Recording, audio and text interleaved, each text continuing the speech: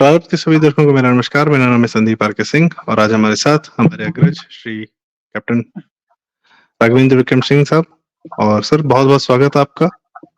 हमारे दर्शक आपसे परिचय आपका जो है अब जान चुके हैं, तो फिर से मैं परिचय नहीं देना चाहूँगा। तो दर्शकों सर का स्वागत करते हुए सर का जो एक्सपर्टीज़ है, सर आर्मी में सर्व कर चुके हैं और फिर एज़ अ डिस्ट्रिक्ट मजिस्ट्रेट आप रिटायर हुए। आपने भारतीय सिविल सर्विसेज को भी अपनी सेवाएँ दी।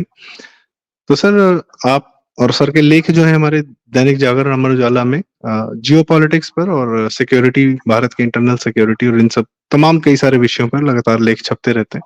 आप सर के लेख पढ़ सकते हैं।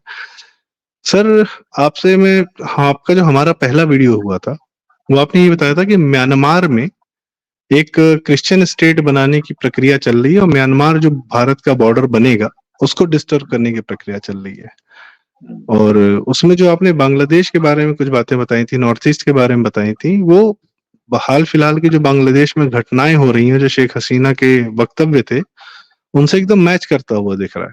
तो सर थोड़ा-सा हम जानना चाहेंगे कि आप बांग्लादेश के नक्शे के अनुसार ज़रा हमारे दर्शकों को समझाएँ कि ये जो हुआ है घटनाक्रम बांग्लादेश में, क्या हुआ है, क्या इतिहास है या इससे जो भी आपके पास जानकारी है सर? जी।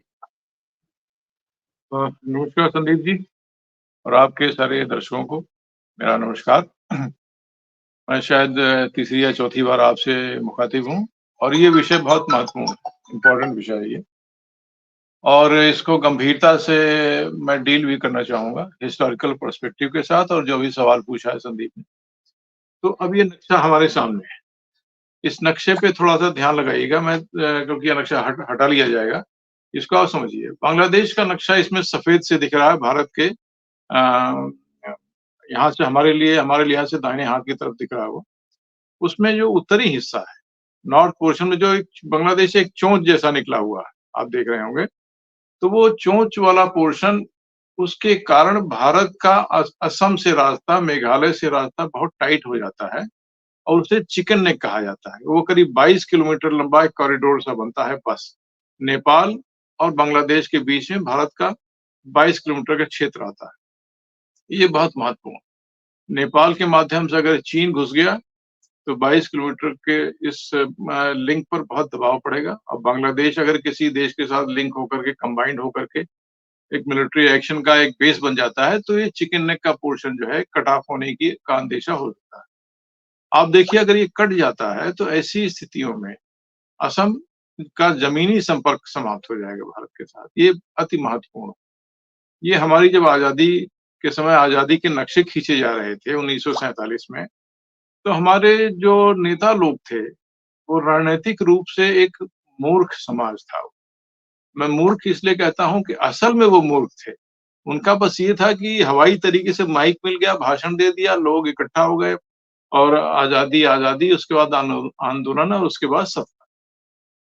सत्ता का लक्ष्य लेकर के चलने वाला वो पूरा लीडरशिप का वो समूह था वो अ, उन लोगों ने इन सब चीज़ों की तरफ ध्यान ही नहीं दिया कि भारत असम का लिंक किस तरीके से होना है भाई, कैसे होना है? तो ये जो पोर्शन जो उत्तरी क्षेत्र में जो जट आउट कर रहा है, भारत के क्षेत्र में आ रहा है, आप देख रहे होंगे, इसको रंगपुर डिवीज़न है ये।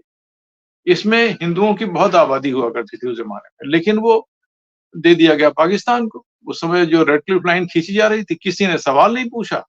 सवाल पूछने वाला कोई था, वो सब जिंदाबादी किस्म के लोग थे। आज़ादी हो, जिंदाबादी हो, गांधी जी, नेहरू जी। तो उसके कारण जो है सवाल नहीं बने। तो रंगपुर का पोर्शन आप पहचान लीजिए क्योंकि ये जो है हमारी वार्ता के रेफरेंस में आएगा। और आगे चलिए नक्शा दोबारा ले आओ संदीप एक बार। हाँ, अब इसमें आप देखिए कि एक चिटगाँव एरिया है। पेनिनसुला चिटगाँव पेनिनसुला जो कि बर्मा से या म्यांमार से जुड़ता है। वो एक पेनिनसुला जैसा है जिसका कि बांग्लादेश की मुख्य ज़मीन से लिंक बहुत एक 30, 40, 50 किलोमीटर से वो भी जुड़ता है। बाकी अगर वो 30-40 किलोमीटर के हिस्से पे कोई बाधा पैदा हो जाए, भारतीय सेना वहाँ जाकर के बैठ जाए, तो वो पेनिनसुला चटगाँव के एरिया, कॉक्स बाज़ार के एरिया करीब 2 ढाई करोड़ की बांग्लादेश की आबादी पूरी तरीके से कट जाएगी मेन बांग्लादेश से। ये मैं इसलिए चूँकि ये रणनीतिक एस्पेक्ट है जिसको कि मैं आपको बताना चाहता हूँ, इसका रेफरेंस हमारी वार्ता में आएगा। तो मैं रंगपुर की बात कह रहा हूँ और चिटगांव पेनिनसुला की बात कह रहा हूँ, जो कि 30-40 किलोमीटर के लिंक के कारण ही बांग्लादेश से जुड़ा हुआ है। अगर वहाँ पर कोई मिलिट्री एक्शन इंडिया की तरफ से हो गया तो वो पोर्शन पूरी तरीके से बांग्लादेश से कट सकता है। तो अब इसके बाद, इतनी बात के बाद, अब आप इसको हटा लें चाहे तो, और हम लोग इसके बारे में अब फिर आगे अपनी बात करते हैं। तो संदीप, हिस्टोरिकल पर्सपेक्टिव की बात थोड़ी-सी है, इसको आप समझ लीजिए कि जैसे कि 1947 में आज़ादी हुई।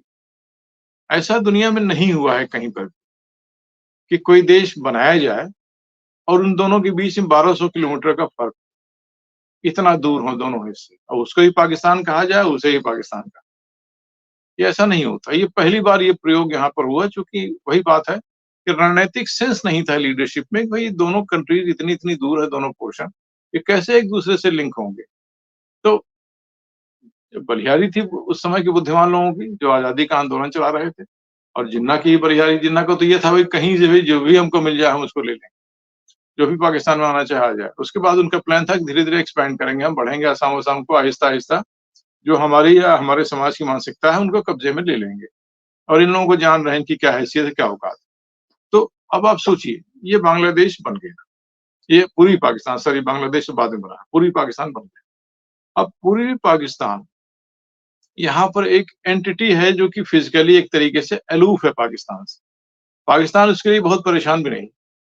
बल्कि कई बार ये बात भी होती थी कि अगर बांग्लादेश की रक्षा की सॉरी पूर्वी पाकिस्तान की रक्षा की बात होगी कि कैसे रक्षा की जाएगी, कि सारी सेना तो यहाँ पे है, पश्चिमी पाकिस्तान में। तो उस समय भुट्टो जैसे लोग कहा करते थे, वो चाइना के डर से इंडिया उसमें कुछ कोई दखल नहीं देगा। इस तरीके से वो अपनी बात, अपनी अपनी इज्जत बचाया करते थे। अब आप इस बात को सोचिए कि 1947-48 में युद्ध होता है भारत पाकिस्तान के बीच में, और उस युद्ध में भारत का 85,000 वर्ग किलोमीटर का क्षेत्र पाकिस्तान अपने कब्जे में ले लेता है। 85,000। चीन के पास हमारा 38,000 वर्ग किलोमीटर क्षेत्र है। अब उसका लगभग दुगना हो गया जो पाकिस्तान के कब्जे में। तो वो बड़ी भयानक हार थी हमारी 1947-48 की। नेहरू जी प्रधानमंत्री थे, तो हम लोग बुरी तरह हारे। फिर उसके बाद, हारने के बाद भी, फिर उसको हम लेकर के यूनाइटेड नेशंस में चले गए। खुद चले गए हारे हुए लोग। ये नहीं कि हमारी सेनाओं को लगा के वापस लें कब्जा में, तो सेनाओं को रोक दिया गया, वो चले गए यूनाइटेड नेशंस में। वो तो ब्रिटिशर्स का एक गेम प्लान था, उनकी योजना थी। उस षड्यंत्र में सब शामिल थे, नेहरू शामिल थे, गांधी जी को भी उसमें के बारे में साउंड किया गया था, और माउंटबेटन उसमें थे ही, ब्रिटिश सरकार थी पूरी। तो उसी के तहत नेहरू को प्रधानमंत्री बनाया भी गया था। लॉर्ड वेवेल के द्वारा शपथ ग्रहण कराया गया था क्वीन के नाम पे। वो एक अलग कहानी। तो अब ये जब वार हुई, इतना एरिया कब्जे में जा रहा है। मान लीजिए कि आप कहीं पर, मैं गाँव की बात कर रहा हूँ, सामान्य बुद्धि वाले किसान की बात कर रहा हूँ। तो हमसे और हमारे किसी किसान से झगड़ा हुआ, तो उसने हमारी 3 एकड़ ज़मीन कहीं कब्ज़ा कर ली, ठीक है? और उसकी जो है 2 एकड़ ज़मीन हमारे घर के बगल में पड़ रही। तो ज़ाहिर है कि हमें कॉमन बुद्धि हमारी होगी, ठीक है, उसने हमारा वहाँ कब्ज़ा कर लिया, हम यहाँ कब्ज़ा कर लेते हैं। ये कॉमन सेंस होगा ना? तो ये सामान्य बुद्धि की, जो एक आम किसान समझता है, एक आम गाँव का आदमी समझता है कि भाई जब ठीक है पंचायत होगी तो फरी आएगा, तब तय तमाम होगा। आज की तारीख में हम लोग इसका कब्ज़ा कर लेते हैं, इसका ये, अगर उसने हमारा कब्ज़ा कर रखा है तो वहाँ पर। बांग्लादेश यहाँ आनंद से जीवन बिता रहा, पूर्वी पाकिस्तान। हम लोग चाहते, तो ये जो रंगपुर का पोर्शन मैंने आपको इंडिकेट किया है, हिंदू बहुल क्षेत्र था उस समय, इसको पूरी तरीके से अपने कब्जे में ले सकते थे, क्योंकि जी। आपने कश्मीर पे कब्जा कर रखा है। हम चाहते तो चटगांव पेनिनसुला को वहां पर काट देते, जहां पर कि वो पाकिस्तान, इससे पूर्वी पाकिस्तान से जुड़ रहा था, और वहां हमको पे भी काट देते। समुद्र से रास्ता मिल जाता नहीं, वो नॉर्थ रास्ता ईस्ट तो, के हाँ, लिए। नहीं, सड़क से रास्ता मिलता हमको, 30-40 किलोमीटर सड़क बनानी पड़ती, और त्रिपुरा से हम जुड़ जाते। नक्शा दोबारा देख हुँ, लीजिएगा। तो वो जो है हुँ, हमारा पूरा पोर्शन, जो चिटगांव पेनिनसुला हमारे कब्जे में आ जाता है, वो 34,000 वर्ग किलोमीटर का क्षेत्र है। जी, आपने हमारा 85,000 वर्ग किलोमीटर कब्जा किया, और ये रंगपुर डिवीजन जो नॉर्थ में है, जो कि हमारे चिकन नेक्स की वजह से जो समस्या पैदा हो रही है, उसका समाधान कर देती, अगर वो हमने कब्जे में ले लिया होता। तो 17,000 स्क्वायर किलोमीटर का क्षेत्र हुआ। तो 17 और 34 मिलाइए तो 51,000 वर्ग किलोमीटर का क्षेत्र हमें अगर अपने कब्जे में हम ले लेते इस पूर्वी पाकिस्तान का, तो हमारी बहुत बड़ी समस्या का समाधान हो जाता है, जो कि हमारा लिंक नहीं क्लियर है असम के साथ, और वहां पे 85,000 वर्ग किलोमीटर इसने कब्जा कर रखा है पाकिस्तान ने कश्मीर का। तो एक कॉमन सेंस की बात ये होती कि तुमने अगर वहां कब्जा किया है तो हम ये हिस्सा कब्जा कर लें। तो पाकिस्तान न कश्मीर छोड़ता कभी, न हम रंगपुर या चटगांव छोड़ते कभी। ये सिचुएशन हमारी बन सकती थी बड़ी आसानी से 1947-48 में, अगर हमारी लीडरशिप में नेहरू जी में थोड़ा-सा सेंस होता, थोड़ी-सी बुद्धि होती, थोड़ी-सी अकल होती, अगर देश के हित में थोड़ा-सा भी सोचने का उनमें मादा होता, तो ये चीज़ें एक आम किसान जो सोच सकता है, जो हम आप सोच सकते हैं यहाँ बैठे हुए बात कर रहे हैं, राइट? वो एक कोई भी सोच सकता है भाई ये हम अपने कब्ज़े में ले लेंगे, फिर जब वार्ता होगी तब देखा जाएगा क्या होगा। तो लेकिन ये हम कर सकते हैं। अगर वो पोर्शन हमारे कब्ज़े में होता, आप नक्शे में देखिए, तो क्या बांग्लादेश बन पाता है एज़ अ कंट्री? पूर्वी पाकिस्तान क्या एक इस तरीके से एक ऐसा कंट्री बन पाता है जो कि भारत के लिए समस्या बनता? फिर आबादियों के एक्सचेंज के माध्यम से संभवतः उस समय ही या उसके बाद फिर कभी, जब भी कभी ज़रूरत पड़ती, तो हम हिंदुओं को अलग रंगपुर और चिटगाँव क्षेत्रों में ग्रेजुअली शिफ्ट करके 1 साल, 2 साल, 3 साल के अंतर्गत, और आहिस्ता से वहाँ के मुसलमानों को बीच ढाका-वाका के आस-पास के एरिया में उन सब की तरफ ला करके एक आबादी का बैलेंस कायम कर लेते और हिंदू बहुल क्षेत्र हमारा बन जाता। क्योंकि ये समस्या हिंदू-मुसलमान वाली जो भारत में है, सब जगह है, वो वहाँ पर भी आने वाली थी। सन 1950 में बहुत भयानक दंगा हुआ था ढाका में, जब सरदार पटेल ने जो है बयान दिया कि हम उन इलाकों को कब्जा कर लेंगे, अपने अधिकार में ले लेंगे, अगर ये हिंदुओं की रक्षा नहीं कर पाते तो। और हम अलग ज़मीन लेकर के हिंदुओं को बसाएँगे, उन्हीं से ज़मीन लेकर के हिंदुओं को बसाएँगे। ये बात सरदार पटेल का बयान रिकॉर्ड पे, वो इस हद तक व्यथित हो गए थे। तो अब प्रश्न ये है कि 1947-48 में युद्ध चल रहा है, पाकिस्तान ने कश्मीर के इतने बड़े हिस्से पे कब्जा कर रखा है। तो आपके सामने कौन-सी समस्या थी कि आपने इस पूर्वी पाकिस्तान के इन हिस्सों पे कब्जा नहीं किया? ये इस सवाल कोई किसी ने पूछा ही नहीं आज तक कहीं पर भी, किसी इतिहासकार की किताब में मैंने नहीं पढ़ा, किसी और बुद्धिमान किस्म के जो हमारे जियोपॉलिटिशियन हैं, उनके द्वारा भी मैंने ये बात कभी सुनी ही नहीं कि आप इस प्रकार की बात को, जो कि एक आम किसान करता है, एक गंवई किस्म का आदमी भी जिस बात को समझ सकता है, उस बात को ये नहीं समझ पाए। हमारे बड़े-बड़े नेता जो बैठे हो, न जाने कहाँ से इस ज़मीन में कहाँ से आ गए थे, किस तरीके से इस देश के ऊपर, इस देश का भाग्य बिगाड़ने के लिए हमारा जो है दुर्भाग्य था कि ऐसे लोग इस देश के नेता हो गए, प्रधानमंत्री हो। जिनकी पैदा हुई बोई हुई समस्याएँ आज तक नहीं समाधान हो सका, उसको हम लोग वो फसल आज तक काट रहे हैं। तो अब ये तो बात मैंने आपको हिस्टोरिकल पर्सपेक्टिव की बताई कि 1965 के युद्ध में भी हम लोग आसानी से इस पोर्शन को कब्जे में ले सकते। 1971 के युद्ध में भी हम लोग इस बात को कह सकते थे, भाई ठीक है बांग्लादेश देश बन गया, लेकिन हिंदुओं की असुरक्षा की भावना को आप दूर कीजिए, इसके बगैर हम इसमें हमारा स्टेक है ये। मुजीबुर रहमान साहब, आप ये सुनिश्चित कीजिए कि हिंदुओं का एक ऐसा एरिया बन जाए कंसंट्रेशन का, जिससे कि आगे से उनको कोई समस्या ना होने पाए। वरना ये बात चलेगी नहीं पॉलिटिकली कि साहब हम हैं तो इसलिए हिंदू सुरक्षित है, कोई बात नहीं। नहीं, नहीं, ऐसे नहीं चलेगा। स्ट्रांगली जो बात कही जानी चाहिए थी वो नहीं कही गई। उसका परिणाम आज ये हमारी समस्या है। हिस्टोरिकल पर्सपेक्टिव की बात मैं कर रहा हूँ कि जो किया जाना चाहिए था इस देश की पॉलिटिकल लीडरशिप के द्वारा, वो लोग इतने नाकारे थे, हर लेवल पर। सत्ता के आकांक्षी, राज सुख के बारे में हमेशा बस सिवाय अपने राज सुख के बारे में देश की जनता को बरगलाते हुए शासन करते रहे, राज करते रहे। हाँ, बताइए? जी। सर सत्ता का आकांक्षी चलिए एक बार मैं मान लेता हूँ, सत्ता में पहुँच भी गए, पर भारत को छोड़कर अंग्रेजों की नीतियों पर चलने का या अंग्रेजों के फायदे का, अब आपने बताया कि बांग्लादेश का जो चटगांव का पूरा पेनिनसुला, और आपने पहले भी बताया था कि बुद्धिस्ट एरिया था वो, और वो आपको त्रिपुरा से जुड़ जाता यदि, तो आपको पूरा नॉर्थ ईस्ट के लिए भारत के पास समुद्र से भी रास्ता हो जाता, और दक्षिण पूर्व मलेशिया और थाईलैंड वगैरह के लिए भी आपके पास रास्ता हो जाता सड़क से, और ये रोहिंग्या वाली समस्या नहीं आती, क्योंकि म्यांमार का बॉर्डर भारत से डायरेक्टली लगता। रोहिंग्या जो म्यांमार से बांग्लादेश में घुसता है, फिर बांग्लादेश से फिर भारत में आता है, वो समस्या बिल्कुल ना आती, क्योंकि बांग्लादेश का म्यांमार से कोई संबंध ना होता। तो यह तो भारत एक व्यथित रहे, परेशान रहे, ऐसी समस्याओं से जूझता रहे। आज हम 2024 में भी यही देख रहे हैं कि बांग्लादेश के हिंदू परेशान है और बांग्लादेश में कोई ऐसी सरकार आ जाती है, वो भारत को परेशान करने के लिए आती है। मोहम्मद यूनुस आ रहे हैं, वो अमेरिका के एजेंट है, नोबेल प्राइज विजेता हैं, पर वो पूर्ण रूप से सीआईए के एजेंट है। तो हमारे पास ऐसे छोटे-छोटे फुंसियाँ फोड़े सर भारत की सत्ता में थे ना, तो भारत के लिए सोच लेते। अंग्रेजों के लिए क्यों सोच रहे थे ये लोग? और उसका क्या नतीजा हमें आज भी देखने को मिल रहा है? मैं ये जानना चाह रहा था और इसका समाधान इन्होंने क्या है? जी। इन्होंने भारत के हित के बारे में सोचा ही नहीं। समस्या ये थी। परेशानी ये थी कि जो हमारी लीडरशिप थी, इसको भारत के हित के बारे में सोचना आया ही नहीं। ये महानता के पक्ष में थे। इनका ये था कि हम लोग महान लोग, महान नेता हैं। नहीं, हम इस क्षुद्र स्तरों पर उतर करके ये पंचायत करें कि नहीं, हम इधर कब्जा कर लेंगे, उधर कब्जा कर लेंगे, इधर से रास्ता मिल जाएगा, उधर से रास्ता मिल जाएगा। हम इतने महान हैं कि ये छोटी-मोटी बातें हैं। ये भाई क्या है, हम विश्व शांति के लिए परेशान लोग। हम कोरिया में चाहते हैं समझौता हो जाए, हम चाहते हैं कांगो में जो है वहाँ पर जो है समझौता, जो कोई समस्या ना है।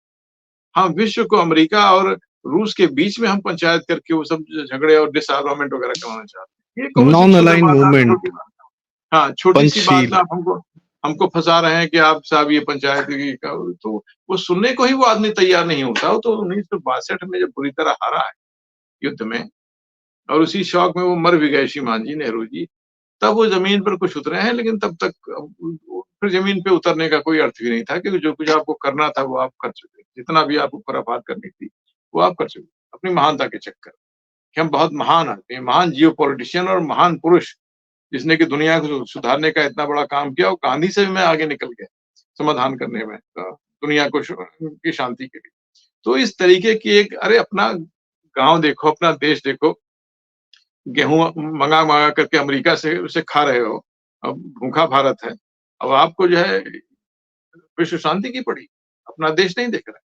अपने घर में दिया जला करके तब मंदिर में दिया जलाया जाता है। लेकिन ऐसे मूर्ख किस्म के लोग हमारे नेता हो गए, तो दुर्भाग्य है। अभी आपने ज़िक्र किया था वो नॉर्थ ईस्ट एरिया में कि जो एक क्रिश्चियन स्टेट की बात थी। तो देखिए, होता ये है कि ऐसे विचार पश्चिमी शक्तियों के दिमाग में क्यों आते हैं? वो इसलिए आ रहे हैं कि हम अपनी जियोपॉलिटिक्स और जियोपॉलिटिकल सिचुएशंस को प्रॉपर्ली हैंडल नहीं कर पा रहे। हमने नॉर्थ ईस्ट के एरियाज़ में 1950 के बाद एल्विस क्या नाम है उसका, वेरियर, एल्विन एल्विन वेरियर, जो एक क्रिश्चियन मिशनरी था, उससे नेहरू ने समझौता किया कि यहाँ पर आप इसमें विकास में, शिक्षा के बारे में आप काम करेंगे वनवासियों के बीच में। वो मिशनरी था। उसने उस समझौते का फ़ायदा उठा करके पूरे नॉर्थ ईस्ट को जो है ईसाईकरण करना शुरू कर दिया, जिसके बारे में कि नेहरू को अच्छी खासी जानकारी। तो ईसाईकरण से उनको परहेज नहीं था नेहरू जी को, और उसको बल्कि उन्होंने नागालैंड के बारे में ये भी कहा। एक एक 1964 में एक आदेश किया कि यहाँ पर साधुओं का प्रवेश वर्जित किया जाता है। आप सोचिए, भारत के हिंदू साधुओं का प्रवेश वर्जित कर दिया गया नागालैंड, क्योंकि वेरियर एल्विन ने जो उनको समझा दिया। तो नेहरू इस प्रकार के चरित्र थे। इनको तो भाई खलनायक अगर इस देश में खोजना हो तो नेहरू मिलेंगे, लेकिन चलिए, इस देश में बहुत समय बिता दिया गया उनको नायक मानते हुए। तो अब आप सोचिए, नॉर्थ ईस्ट की तरफ जो ईसाइयत, वहाँ पर ईसाई का मतलब क्या भाई उस एरिया में? क्या जीसस वहाँ पैदा हुए थे?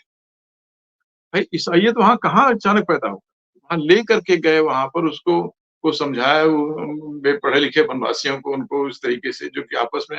अच्छा, हमारी कमजोरी है कि हिंदू समाज के लोग अलर्ट होकर के वहाँ नहीं पहुँचे। ये हमारे धर्माधिकारी, हमारे शंकराचार्य, हमारे माधवाचार्य, ये जो दुनिया भर के घूमते हैं अपना कमंडल लिए हुए, बजाते हुए, पिपरी बजाते हुए, तो ये सब लोग मंदिरों में बैठे हुए प्रवचन करने वाले लोग ये वहाँ नहीं पहुँचे। जबकि इनको वहाँ जाना चाहिए था कि भाई हिंदू हैं, उनको हिंदू कहीं पसंद आ रहा है तो उनको कन्वर्ट किया जाए पूरी तरीके से हिंदुत्व उनके मानने वाले बने। तो ये हमारी कमजोरी, हिंदू धर्म के जो हमारे मठाधीश हैं बैठे हुए, इन्होंने कोई प्रयास नहीं किया। तो इसलिए एक मिनट, ईसाइयत वहाँ पे बढ़ती गई। आज आप देख लीजिए, मिज़ोरम में मैं समझता हूँ 90% ईसाई हैं, और चर्च के आदेश के अनुसार वहाँ वोटिंग होती, धार्मिक निर्देश मिलता है चर्च का, तब वो उस लिहाज से उस पार्टी को, उन लोगों को वोट देते हैं। भाजपा को थोड़ा बहुत वोट मिल जाता है, कांग्रेस भी अब आउट हो गई सीन से, अब वो ईसाई पार्टी है, वही रूल कर, वही स्थिति है नागालैंड। वो भी उसी तरीके से बिल्कुल एक ईसाइयत की डायरेक्शन पे चल रहा है, क्योंकि संख्या इतनी बढ़ गई।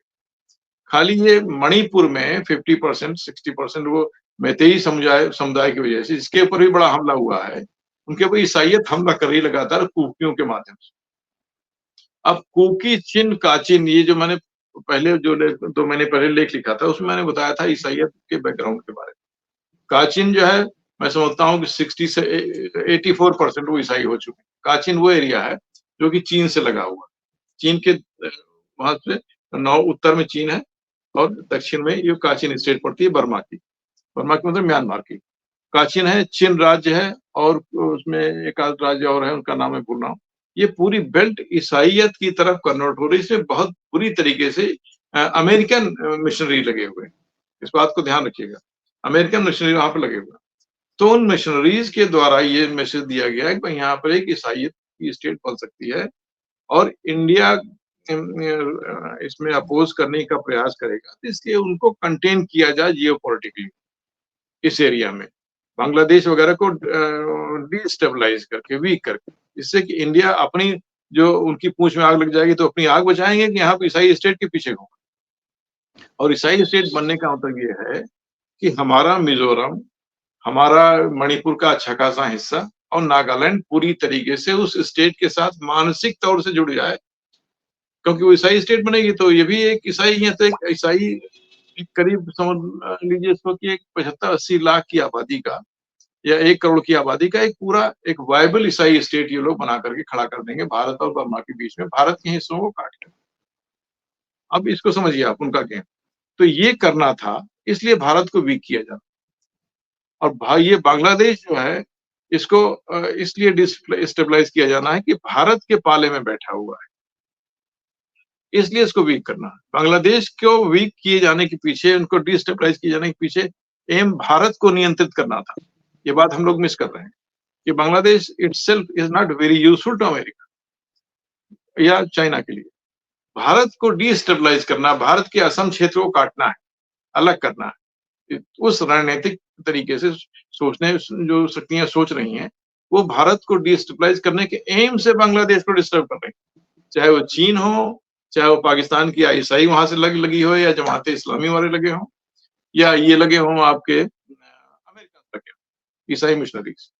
तो इन लोगों का एम ये है, तो इस एरिया में दखल बनाना, वॉर सिचुएशन बनाना और इसमें अपने को नियंत्रित करना। अब ये इस पूरे क्षेत्र की जियोपॉलिटिक्स को अपने कंट्रोल में लेना और भारत को एक हेल्पलेस एंटिटी बना करके छोड़ देना है, जो कि असम घाटी की रक्षा के प्रति ही बस उसमें लगा रहे, किस तरीके से हमारी ये असम घाटी बची रहे, भाई दया कीजिएगा हम लोगों के ऊपर। और वो भी आहिस्ता आहिस्ता, चूंकि अब सिचुएशन एक तरफ ईसाई स्टेट हो गई, एक तरफ चीन दबाव दे ही रहा है अरुणाचल प्रदेश के ऊपर, तो असम घाटी हमारे बीच में सैंडविच की तरह स्क्वीज होकर के आज नहीं तो कल या 10 साल के बाद या 15 साल 20 साल के बाद, बट लॉन्ग टर्म प्लान में भारत से कट जाने की स्थितियां बन सकती हैं। और ये इनका प्लान हो सकता है। आज मोदी है तो लगता है नहीं नहीं ऐसा कुछ नहीं होगा, लेकिन कल जब मोदी नहीं होंगे, कोई और आ जाएगा, कोई इन लोगों की टीम का कोई आदमी देश का प्रधानमंत्री हो गया, लीडरशिप में आ गया, तो क्या कह रहे, छोड़ो यार, छोड़ो, हो रहा है सही तो हो जाए।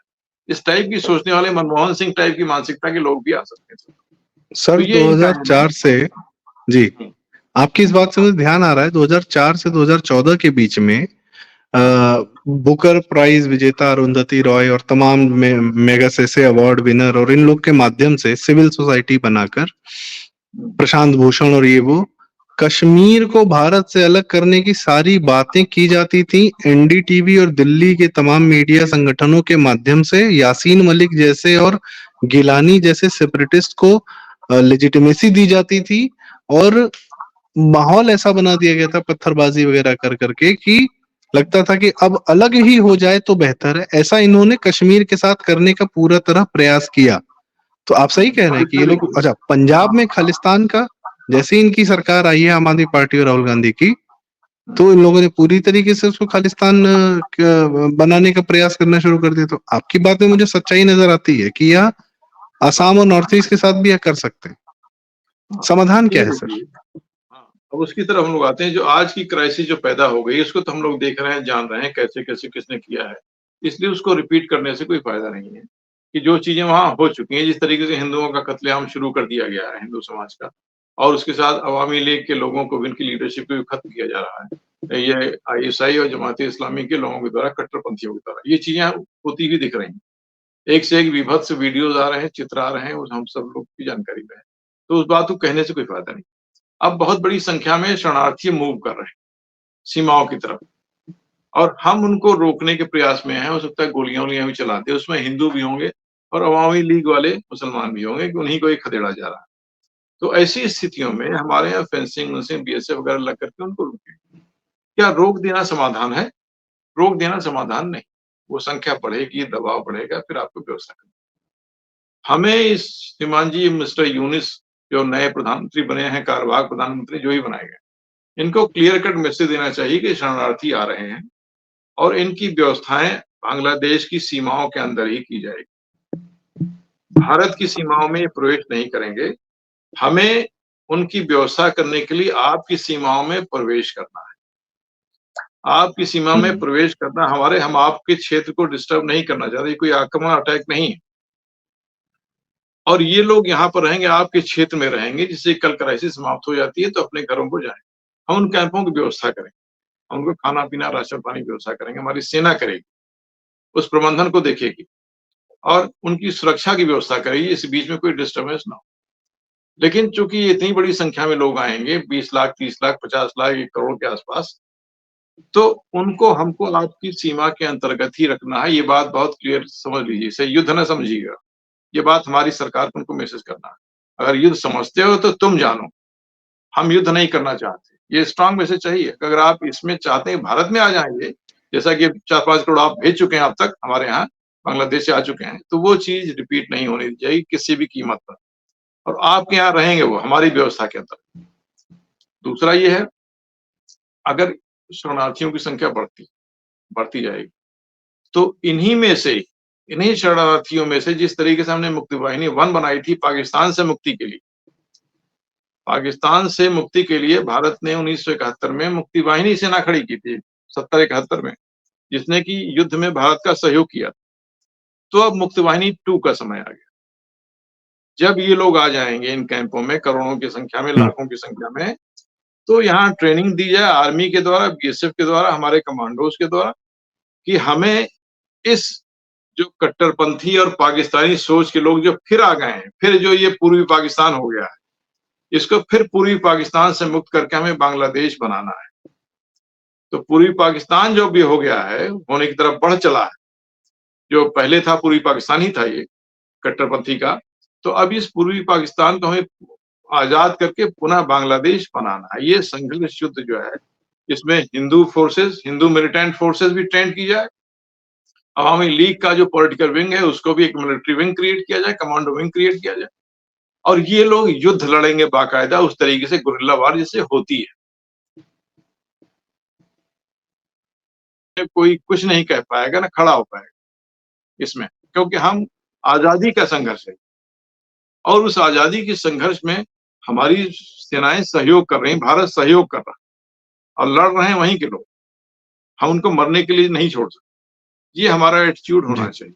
ये दृष्टिकोण जी, हमारा होना चाहिए, और बहुत मजबूती से होना चाहिए कि अब मुक्ति वाहिनी 2 का समय आ गया है, और किसी भी देश की औकात नहीं है कि इसमें दखल दे दे अब।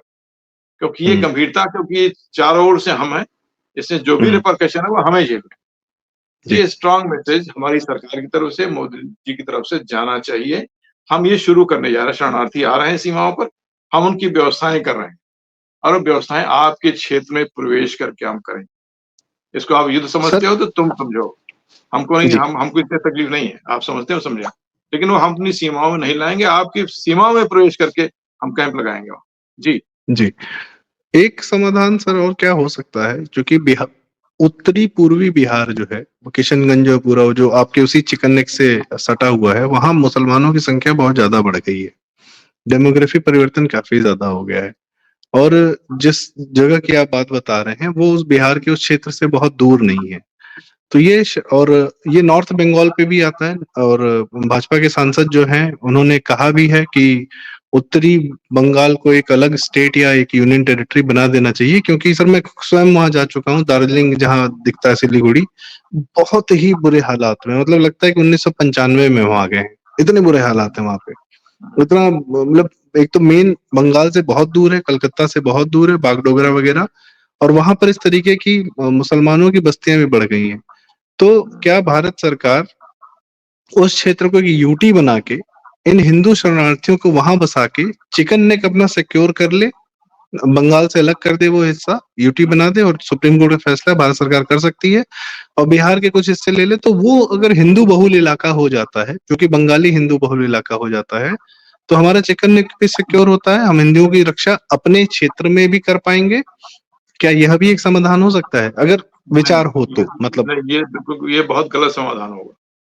हम्म हमें उन हिंदुओं को बांग्लादेश के अंदर ही स्पेस हमें चाहिए।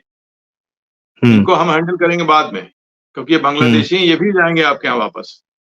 ये जो यहाँ इस तरफ बस गए किशनगंज वगैरह एरियाज में, करोड़ों की संख्या में जो बसे हुए हैं, ये भी आपके नागरिक हैं, चूंकि हमने वो किया नहीं अभी, क्या नाम है, एनआरसी किया नहीं। एनआरसी। हाँ, अगर हम लोग उसको करेंगे तो ये लोग जाएंगे ही। इनका तो जाना, अगर सरकार में थोड़ा सा जो है अगर शक्ति दिखाई तो इनका जाना तो तय है। तो ये इनके बदले में उन हिंदुओं को ले ले, तो उन हिंदुओं को तो बांग्लादेश के अंदर ही स्थान दिया जाए, इस पे कोई कंप्रोमाइज नहीं होना चाहिए। ये किया जाए तो बहुत गलत होगा, फिर तो अपनी जमीन हम सरेंडर करते जाएंगे। हम बांग्लादेश में ही, बांग्लादेश के जो 1.5 करोड़ हिंदू हैं उसी में ही जगह चाहिए। दूसरा समाधान का दूसरा पक्ष, आप इस पे तैयार नहीं होंगे, गुरिल्ला कार्रवाइयां शुरू हो जाती हैं, युद्ध शुरू हो जाता है। आप उसमें भारतीय सेना भी शामिल है, भारत के लोग भी शामिल, जो यहाँ के हमारे अपने लोग हैं, और इनका नाक में दम हो जाएगा। दुनिया में कोई दखल दे नहीं पाएगा इस रणनीति के सामने, कोई नहीं दखल दे पाएगा। ये मजबूर होंगे, भारत सरकार के सामने घुटनों पर आएंगे और कहेंगे हमारा समाधान क्या है। तो समाधान वही जो मैंने शुरू में आपको बताया। ये वहां के हिंदुओं को ग्रेजुअली आप 1 साल का समय लेकर के रंगपुर के क्षेत्र में, जो कि हमारे चिकन नेक से लगा हुआ है, जो कि मैंने अभी जिसके बारे में हम लोग बात कर रहे थे, और दूसरा ही चिटगांव पेनिनसुला को आप हमें दे दीजिए, वहां हिंदुओं को बसा दीजिए, और मुस्लिम आबादी एक्सचेंज में बांग्लादेश में आती चली जाए, फिर ये परमानेंट सोल्यूशन हो जाए। हमारा हिंदू समाज इस 51,000 वर्ग किलोमीटर जमीन जो कि रंगपुर और चटगांव एरिया की मिल जाती ग्रेजुअली, ये हम नहीं करेंगे, वायलेंस नहीं चाहिए हमको। हिंदू वहां जाते गए और हिंदुओं के द्वारा खाली की गई जमीन पर उस क्षेत्र के मुसलमान आते चले गए। पीसफुल ट्रांसफर ऑफ, जो कि सेनाओं के तत्वावधान में, ये संयुक्त, दोनों देशों के संयुक्त तत्वावधान, ये हो सकता है। लेकिन ये होगा तब जबकि वो गुरिल्ला युद्धों और मुक्ति वाहिनी के सैनिकों के द्वारा प्रताड़ित, पीड़ित होकर के जब सरेंडर करेगी वहां की सरकार, वहां के जो शासक लोग होंगे, ये तब ये सिचुएशन बनेगी। ऐसे नहीं बनेगी, ऐसे कोई नहीं मानने वाला है, ऐसे तो फिर युद्ध चलेगा पूरी तरीके से। अब ये है कि ये मैं जो बता रहा हूँ ये स्ट्रांग आर्म टैक्टिक्स है, और ये संभव है। जो मैं बता रहा हूँ ये असंभव नहीं। 1971 में हमने जो किया है उसके मुकाबले ये संभवतः उसका एक 25% ही एफर्ट आपको करना पड़ेगा इसके समाधान के, क्योंकि यहाँ पे कोई और मोर्चा नहीं, कोई और मोर्चा लगेगा नहीं। पाकिस्तान को भी इसमें दखल देने कोई बहाना इसलिए नहीं बनता है क्योंकि भाई आंतरिक युद्ध चल रहा है, गुरिल्ला युद्ध दुनिया में बहुत जगह चल रहा है, यहाँ भी चल रहा है, क्या परेशानी है, चलने दीजिए। आप उधर देखिए, इसमें भारतीय सेना इन्वॉल्व उतनी है उस हद तक नहीं होगी, प्योरली जो है इसमें कमांडो ऑपरेशंस वगैरह हमारे लोग करेंगे, अंदर घुसेंगे, इनके लोगों को मारेंगे, इनके सरकार के लोगों को मारेंगे, इनके मंत्रियों को मारेंगे, और इनको एकदम से हेल्पलेस करके, जैसा कि गुरिल्ला वॉर में होता है। रेलवे पटरी उड़ा दिया गया, उनके जहाज उड़ा दिए गए, उनकी ट्रेनें उड़ा दी गई, उनका सारा सिस्टम जो है छिन-मिन, उनके पुल उड़ा दिए गए।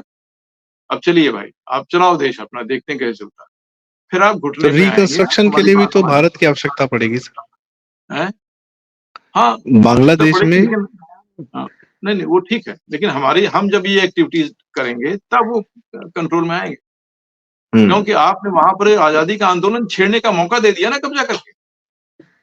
ये कौन सा लोकतांत्रिक नेता आया है चुनाव जीत करके? मोहम्मद यूनुस किस पार्टी का है ये? कहाँ जीता चुनाव है? किधर से आ गया ये? तो इसके विरुद्ध आंदोलन नहीं चलना चाहिए। एक चुनी हुई सरकार को हटा करके ये आदमी जो है आ गया है सेना के दम पर, इसके खिलाफ नहीं चलना चाहिए गुरिल्ला वार।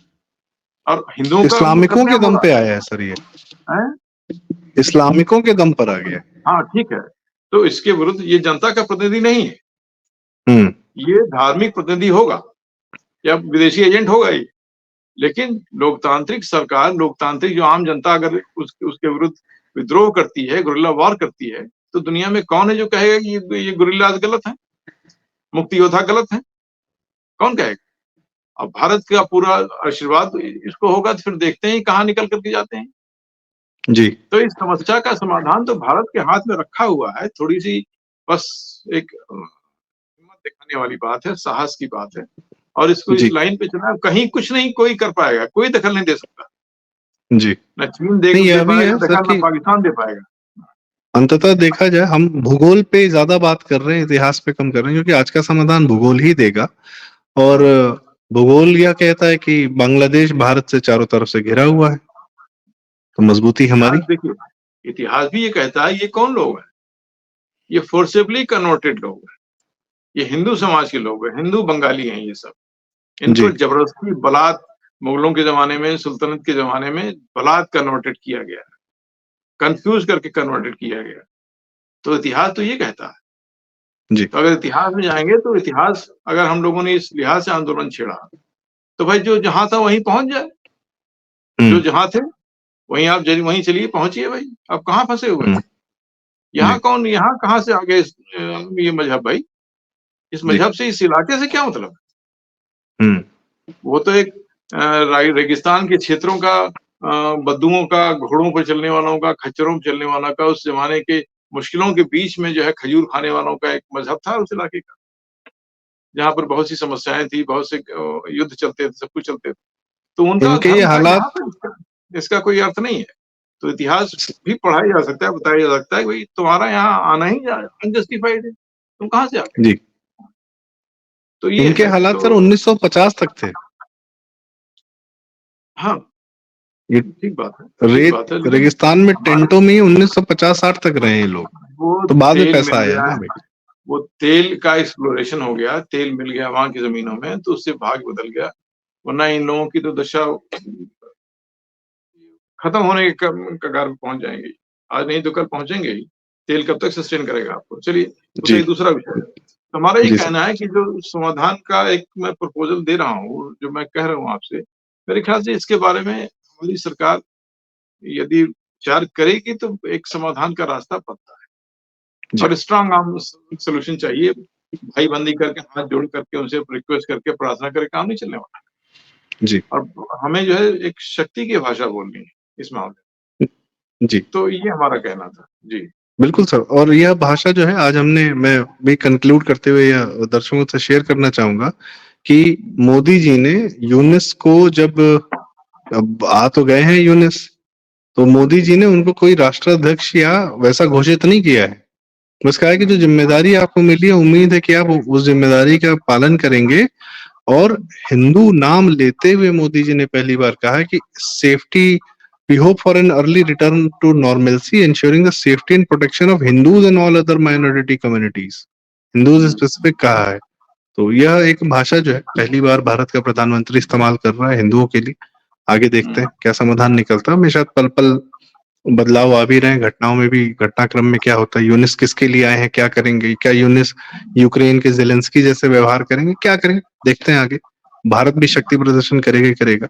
और आपने जो समाधान दिया वो भी बहुत उचित लग रहा है, काफी डाउट मेरे भी क्लियर हुए सर। तो बहुत बहुत धन्यवाद अपना समय, अपनी जानकारी, अपना अनुभव हमसे साझा करने के लिए। और हमारी रिक्वेस्ट रहेगी कि आप भी घटनाओं पर नजर बनाए रखें, ताकि हम भी आपसे पल पल और हर दिन यह ताजा घटनाओं के अनुसार इतिहास को, भूगोल को देखते हुए असल समाधान की ओर बातचीत कर सकें और दर्शकों को भी यह जानकारी पहुंचा सकें। तो बहुत बहुत धन्यवाद सर, आपने हमें समय दिया। दर्शकों रिक्वेस्ट, कृपया यह बातें अगर जरूरी लगी हो, लगा हो कि हम लोग जो है कुछ ऐसी बातें कर रहे हैं जो आपको कहीं और सुनने को नहीं मिल रही, तो कृपया वीडियो लाइक करें, शेयर करें। इन सही बातों का दूर तक जाना बड़ा आवश्यक है। और चैनल जरूर सब्सक्राइब करें। प्रारब्ध। बहुत बहुत नमस्कार। राम राम।